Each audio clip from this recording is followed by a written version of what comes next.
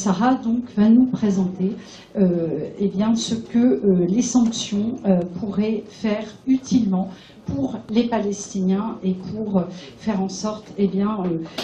que leur sort soit amélioré, mais de manière radicale. Donc que peut-on demander? À qui? Sous quelle forme? La parole est à toi. Merci Sarah. Merci beaucoup Brigitte. Bonjour à toutes et à tous. Je suis très honorée d'être avec vous aujourd'hui et très heureuse de pouvoir parler de la question du régime des sanctions à l'échelle européenne, à l'échelle internationale et aussi à l'échelle nationale. Et cette intervention a été pensée dans le cadre d'une action que nous avons faite avec mon camarade et mon confrère Yohann Soufi, puisque le 12 février, nous avons déposé une demande argumentée juridiquement auprès du haut représentant de l'Union européenne et des affaires étrangères de la politique extérieure de l'Union européenne, M. Josep Borrell, et son cabinet, de manière à exiger des sanctions de multiples sorts à l'encontre de responsables politiques israéliens, au nom et pour le compte d'un collectif de 21 Palestiniennes et Palestiniens de Cisjordanie. Pour vous expliquer le contexte, à l'heure où nous avions tous les yeux rivés sur le triste sort macabre de la bande de Gaza, nous avons été approchés par une ONG qui était en contact avec 21 Palestiniens de Cisjordanie, vivant entre Ramallah, Naplouse et toute la bande de Cisjordanie, qui avaient été victimes et qui sont encore victimes de crimes internationaux, donc au titre du statut de Rome de la Cour pénale internationale. Et nous avons décidé, en coordination avec cette ONG de défense des droits de l'homme, basée en Europe, et ce collectif de 21 Palestiniens et Palestiniennes de Cisjordanie, de faire une demande formelle, juridique, auprès du cabinet de Josep Borrell, qui est en charge de la prise de sanctions au niveau de l'Union européenne. Nous avons fait cette demande qui vise principalement 5 personnes, 5 personnalités, notamment le Premier ministre israélien Benjamin Netanyahou et son ministre Yoav Gallant, mais aussi Bezalel Smotrich, Itamar Ben-Gvir, parce que nous estimions, et nous avions fait la démonstration juridique, qu'ils étaient responsables de toutes les atrocités qu'ont vécues ces Cisjordaniens, notamment des actes de torture, de traitements inhumains et dégradants, des meurtres, des agressions sexuelles, pour certains des viols. Et c'est la raison pour laquelle nous avons demandé clairement à ce que des sanctions soient prises au niveau de l'Union européenne. Et le système des sanctions marche aujourd'hui au sein de l'Union européenne. Depuis le 7 décembre 2020, nous avons une politique de sanctions qui se prend à l'échelle de tous les États membres de l'Union européenne. C'est-à-dire qu'en fait, vous avez Josep Borrell qui, lui, peut proposer d'établir des sanctions à l'encontre de personnes physiques ou de personnes morales. Ça va faire l'objet d'une discussion au Conseil de l'Union européenne. Et puis après, un règlement serait pris par la Commission européenne avec des sanctions pratiques à l'encontre des personnes que nous avons visées. Mais pour revenir et pour que vous compreniez un petit peu le but de cette action, je vais vous expliquer un peu en quoi consiste le régime mondial de l'Union européenne de sanctions en matière de violation des droits humains. Donc c'est le 7 décembre 2020 que les États membres de l'Union européenne se sont mis d'accord pour se dire qu'il fallait un régime de sanctions qui soit ciblé, qui soit commun à tous les États membres de l'Union européenne pour que ce soit plus efficace. Auparavant, l'Union européenne avait d'ores et déjà pris des sanctions, notamment à l'égard du clan Assad, dès 2013, à l'encontre notamment de politiques qui soutenaient la politique de Bachar el-Assad, puis après lors de l'annexion de la Crimée par la Russie en 2014. Et puis après, nous avons eu une salve de sanctions qui ont été redoublées en 2022 lors du crime d'agression de la Russie à l'égard de l'Ukraine. Et donc nous nous sommes dit, il serait intéressant puisque le temps politique n'est pas le même temps que celui du droit, il faudrait utiliser la politique de sanction, parce que la politique de sanction a une visée particulière, c'est celle de pouvoir cibler de manière intelligente des personnes physiques et des entités morales qui soutiennent l'action de ces personnes physiques pour changer le paradigme politique et les rapports de force. On utilise les politiques de sanction pour entraver une action et des actions qui sont des violations des droits humains, pour faire plier un gouvernement ou des responsables politiques qui sont auteurs de ces sanctions et de ces crimes internationaux, et donc essayer de faire en sorte qu'en ciblant des personnes en particulier, on ne vienne pas atteindre une population qui n'est pas responsable puisque c'est une population civile, et donc faire aussi l'analyse de toutes les sanctions qui ont été prises notamment par les États-Unis lors de la guerre avec l'Irak et le Koweït, où on avait pétrole contre nourriture et qui avait eu des effets dévastateurs en fait, sur la population civile irakienne, et de se dire on va adopter des smart sanctions, donc des sanctions vraiment ciblées. Ces sanctions, elles visent à la fois des individus et des personnes morales. Les personnes morales peuvent être des entités étatiques ou non étatiques. Cela peut consister en des sanctions de type commercial, des sanctions de type financier, des sanctions administratives, des sanctions diplomatiques. Voilà, donc c'est assez divers. Et là, dans ce qui concerne la requête que nous avions déposée avec mon confrère Yohann Soufi, nous visions 5 responsables israéliens, puisque nous avions fait la démonstration, tout au long de notre requête d'une 60aine de pages, que ce sont les responsables politiques israéliens qui sont à la manœuvre et qui portent à la fois la responsabilité politique, mais juridique, de faire en sorte de ne pas entraver les actes des colons, alors non pas des colons dits extrémistes, mais de tous les colons qui s'adonnent à des actes de torture, des agressions physiques, des agressions verbales, la prise de certains terrains, de certaines maisons, pour faire en sorte de cesser ces agissements, puisque aucune mesure n'avait été prise jusque-là. Donc ça, c'est le contexte dans lequel nous avons déposé cette demande, à laquelle nous avons eu bien sûr une réponse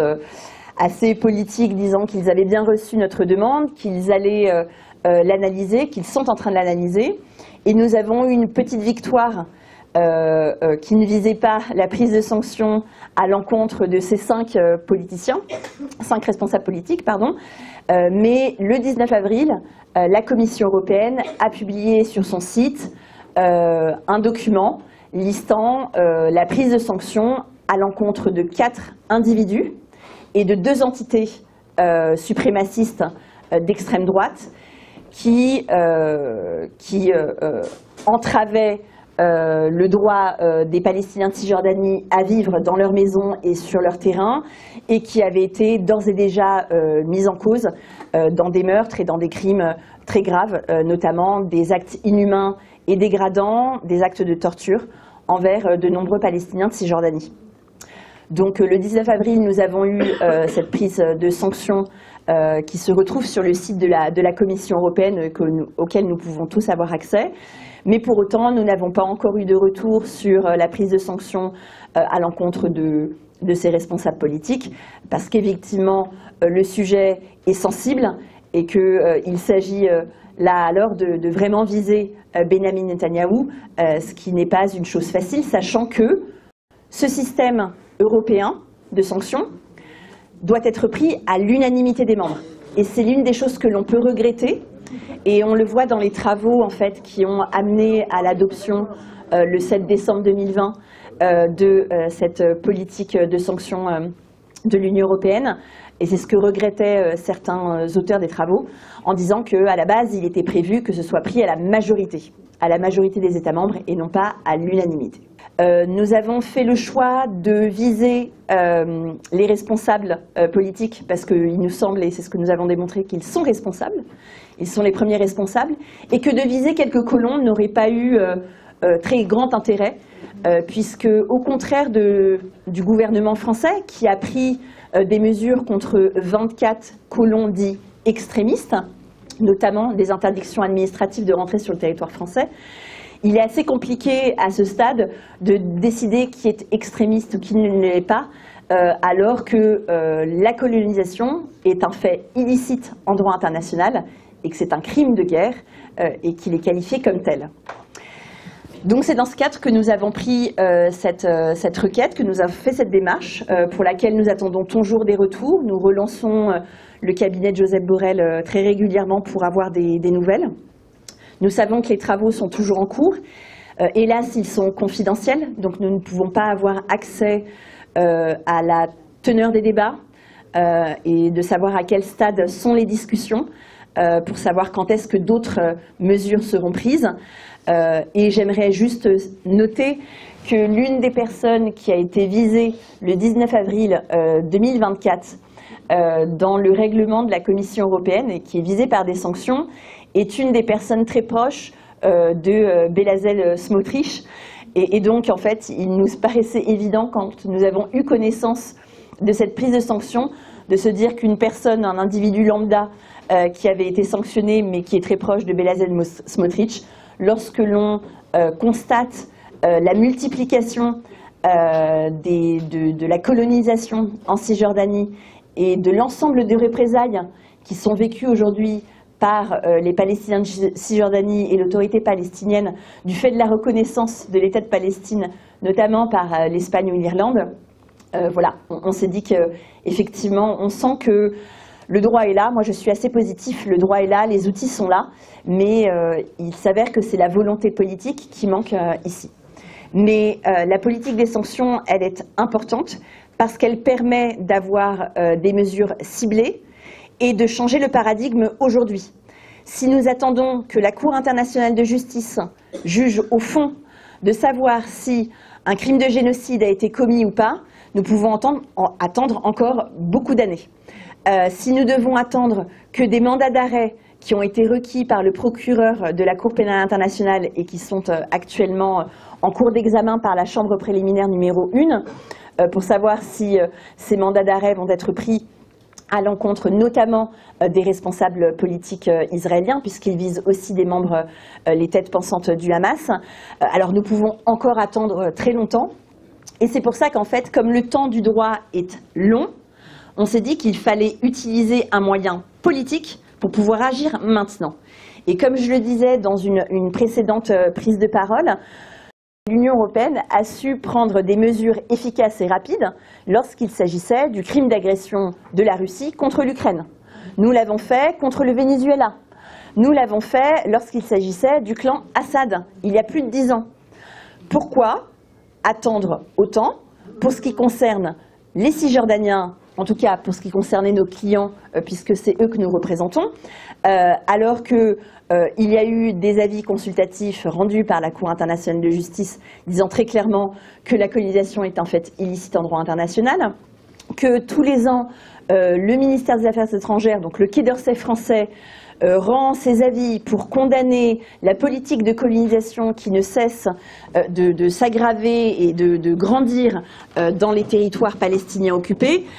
Pour nous, il semblait assez simple,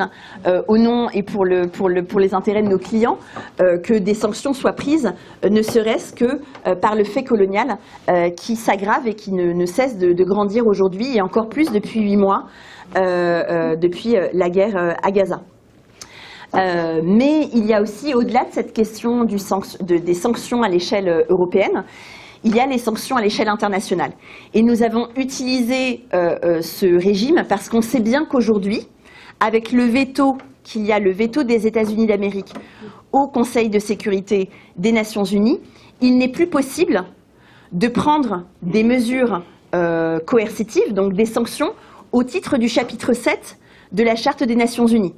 Puisque le chapitre 7 de la Charte des Nations Unies, de l'article 39 à 43, dispose qu'en fait, le Conseil des Nations Unies, lorsque la paix et la sécurité sont mises en danger, il est possible pour lui, après avoir rappelé aux parties leurs obligations de maintenir la paix et la sécurité dans la région, et au niveau international,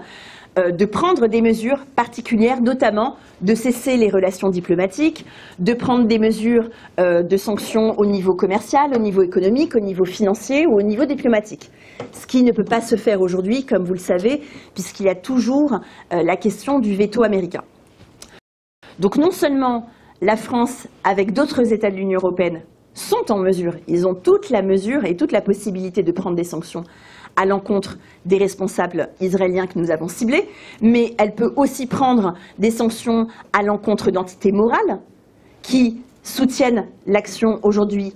tant dans le territoire palestinien occupé de la Cisjordanie que dans la bande de Gaza. Et il s'agit à la fois de geler les avoirs, par exemple,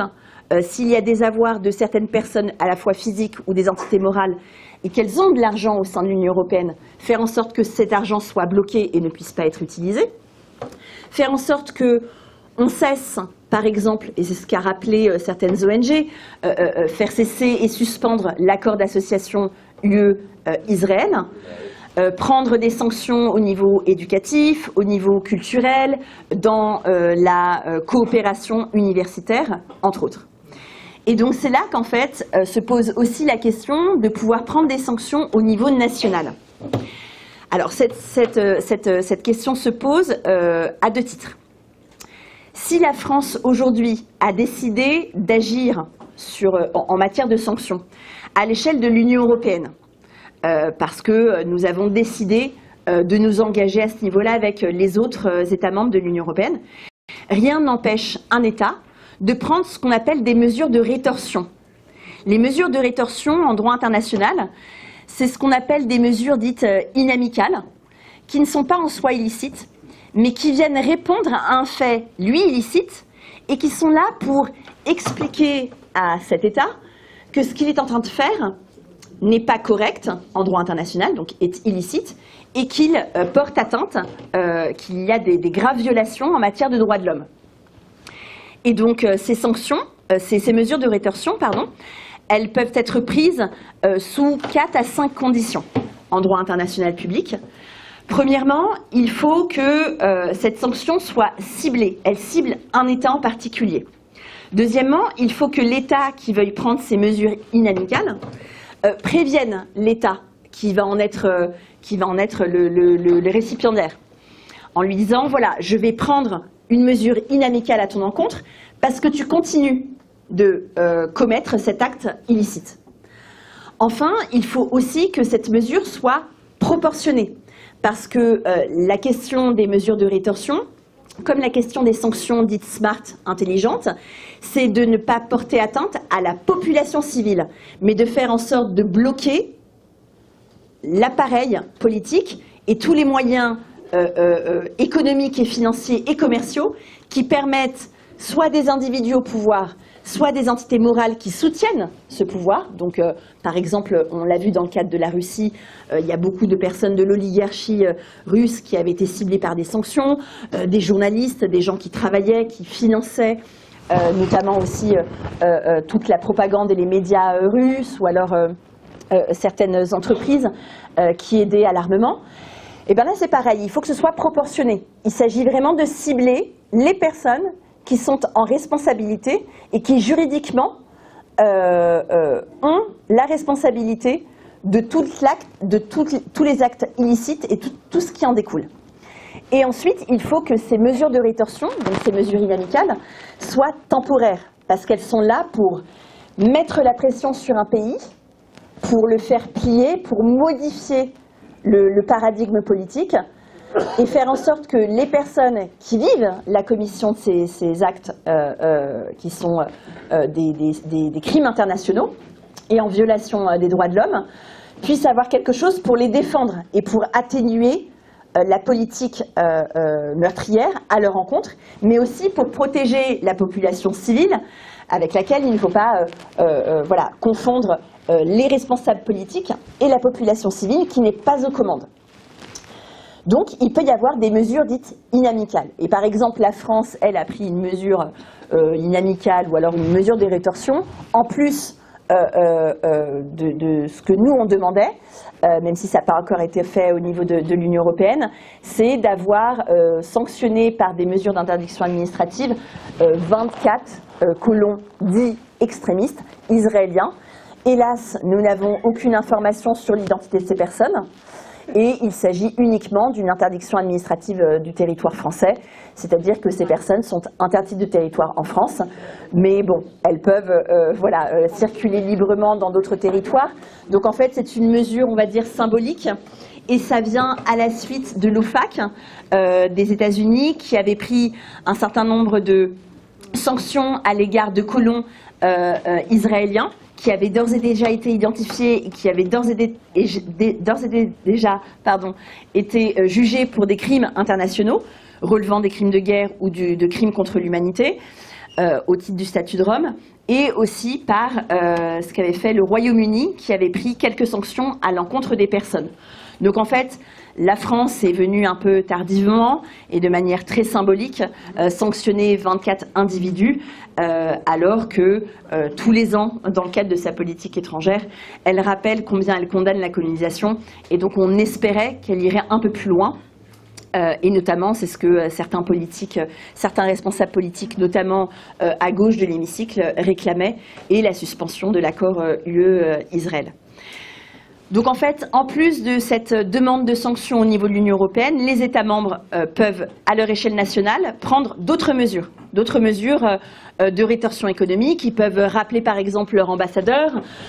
et rompre les liens, comme les États-Unis l'avaient fait par exemple lors de l'attaque et lors de la prise d'otage à l'aéroport de Téhéran en 1979-80, où des diplomates avaient été renvoyés de Washington. Donc en fait, on peut aussi prendre des mesures comme ça, qui peuvent venir par gradation, puis prendre des vraies mesures de sanctions commerciales, comme cesser le transfert d'armes, notamment à l'encontre d'Israël. Et ça, ce serait sur le fondement, non pas de la requête que nous avons faite avec mon camarade Yohann Soufi, mais sur la base de ce qu'a rendu comme décision la Cour internationale de justice, d'abord en janvier 2024, puis à l'occasion de deux autres décisions à la suite de mesures conservatoires additionnelles, lorsqu'elle parle d'un risque plausible que le groupe des Palestiniens de la bande de Gaza ne soit pas protégé contre ce crime de génocide. Et donc, lorsque l'on lit très attentivement la Convention de prévention et de répression du crime de génocide de 1948, c'est très très simple. Non seulement il ne faut pas commettre le crime de génocide, mais il faut aussi le prévenir. Et dans la prévention, des mesures conservatoires peuvent être prises. Et c'est par exemple ce qu'a décidé la Cour d'appel de La Haye, qui avait été saisie par un groupe d'ONG, demandant à ce qu'il y ait une suspension de matériaux propres à des F-35, donc des avions de guerre qui étaient censés être envoyés à l'État israélien par les Pays-Bas. En première instance, il s'est passé ce qui s'est passé, comme ce que nous connaissons au niveau interne au tribunal administratif, théorie des actes du gouvernement. Ce n'est pas une décision administrative, c'est une décision politique qui s'inscrit dans les relations diplomatiques de la France à l'égard des autres pays. Donc, ça ne peut pas faire l'objet de recours. La Cour d'appel de La Haye a décidé de dire, sous 7 jours, les Pays-Bas ne pourront plus transférer des matériaux utiles à des avions de chasse à l'État israélien. En France, ça n'a pas été le cas. Il y a eu 3 ONG qui ont fait des référés administratifs pour demander à ce qu'il y ait la suspension des licences permettant le transfert de matériaux militaires à l'État d'Israël depuis la France. Et là, il y a eu un tollé, puisque le juge administratif a tout simplement invoqué la théorie des actes du gouvernement pour dire « cela ne peut pas faire l'objet d'un recours, donc voilà, je ne peux rien faire, c'est la théorie des actes du gouvernement, nous ne pouvons pas empêcher la France et le gouvernement français de suspendre certaines licences d'armes qui étaient au bénéfice de l'État israélien ». depuis la France. Donc il y a certains États où des sanctions ont été prises à leur échelle, où des actes de reconnaissance, notamment de l'État de Palestine, a été fait au niveau de l'Irlande ou de l'Espagne. Mais en France, on n'en est pas encore à là. Et c'est pourquoi, en fait, nous nous sommes posé aussi la question dans l'arrêt Eurosatory. Et là, j'aimerais citer notamment l'excellente réflexion de mon camarade Guylain Poissonnier, qui est magistrat, et de la professeure de droit à l'université Farah Safi. Ils ont écrit un article pour analyser l'affaire Eurosatory, puisque, comme vous le savez, il y a eu en première instance le tribunal de Bobigny qui a invoqué la décision de la Cour internationale de justice, pour dire qu'effectivement, la Cour internationale de justice dit que prévenir et réprimer le crime de génocide est une obligation erga omnes partes, c'est-à-dire qu'elle s'applique à tous les États, sans aucune exception, parce que le crime des génocides est un crime du droit des gens. Il fait partie de la coutume. C'est une norme de ius cogens. Ius cogens, c'est-à-dire que c'est une norme impérative auquel aucun État au monde ne peut se soustraire. Donc, même si le crime de génocide n'a pas lieu sur votre territoire, avec vos ressortissants, vous avez l'obligation de prendre des mesures préventives pour éviter qu'un crime de génocide ne soit commis. Et donc du coup, sur la base de la décision de la Cour internationale de justice, le tribunal de Bobigny en première instance avait considéré qu'effectivement, il n'était pas possible que le salon Eurosatory portant sur le salon d'armement qui a lieu tous les ans, puisse laisser entrer en tant qu'invités des entreprises israéliennes d'armement et qu'elles puissent avoir droit à un stand, pour vous dire schématiquement les choses. Sauf qu'il y a eu, après, un recours qui a été fait devant le tribunal judiciaire de Paris, et la réponse n'a pas été la même, parce qu'il y a eu la cour d'appel notamment, parce qu'il y a eu au contraire un raisonnement qui s'est basé sur la nature de l'acte, en disant que la déclaration qui a été faite par le ministre des Affaires étrangères est juste une déclaration, mais qu'en aucun cas on peut dire que c'est une décision administrative, et que il n'y a pas de raison, notamment, premièrement, c'était discriminatoire de devoir viser uniquement les entreprises israéliennes de ces stands et non pas par rapport aux autres entreprises. Et donc, en fait, se poser la question de savoir qu'est-ce qu'on doit entendre par mesures restrictives et les obligations qui s'imposent aux États lorsque la Cour internationale de justice dit que tous les États ont cette obligation de prévenir le crime de génocide. Et donc là se pose la question, et c'est ce que dit Guylain Poissonnier ou Farah Safi, et c'est ce que disent d'autres chercheurs et d'autres professeurs d'université, c'est faire en sorte de prendre des mesures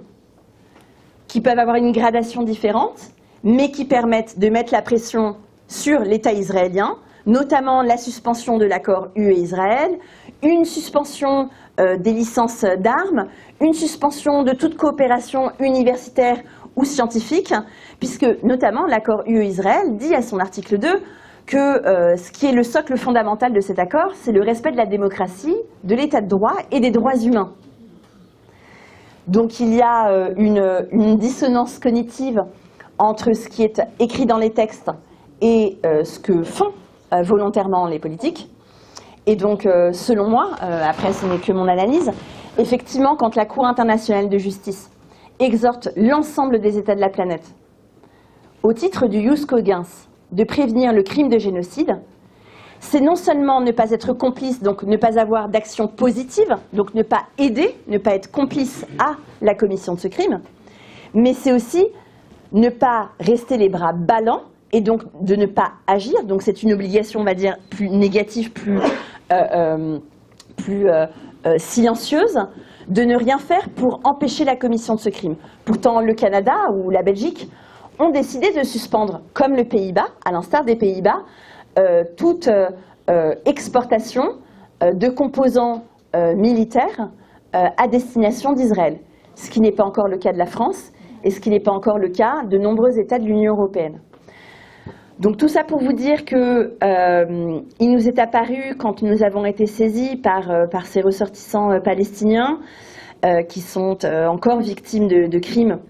en Cisjordanie, de la part à la fois des forces de police, de la part de colons, que pour nous, la solution la plus rapide, c'était de faire ce que l'Union européenne avait pu faire en dehors de ce régime mondial de sanctions qui n'avait pas été aussi bien cadré, de faire ce qu'on peut faire, c'est-à-dire de prendre des mesures immédiates en matière économique, en matière financière et en matière diplomatique. Sans cela, sans cibler les individus qui sont aux responsabilités et toutes les entités morales, donc toutes les entreprises, qu'elles soient privées ou publiques, et qui soutiennent la guerre, que ce soit dans la bande de Gaza ou, pour ce qui nous concernait plus spécifiquement, en Cisjordanie, nous ne pouvons pas attendre un changement radical, puisque aujourd'hui, les gouvernants israéliens sont en, pardonnez-moi le terme, en complète roue libre, et que même lorsque des États tiers prennent des mesures de reconnaissance à l'égard de l'autorité palestinienne, c'est l'autorité palestinienne, et donc les Palestiniens de Cisjordanie notamment, qui sont victimes de ces représailles, avec l'augmentation de la colonisation, et notamment ce qui a été décidé par Bezalel Smotrich récemment, c'est-à-dire le gel de toutes les entrées d'argent du fait de la TVA qui devait revenir à l'autorité palestinienne sur les marchandises. Voilà, donc voilà, c'était pour vous résumer nos actions, voilà, et pour vous expliquer à la fois le régime de sanctions à l'échelle nationale, européen et internationale. Je vous remercie.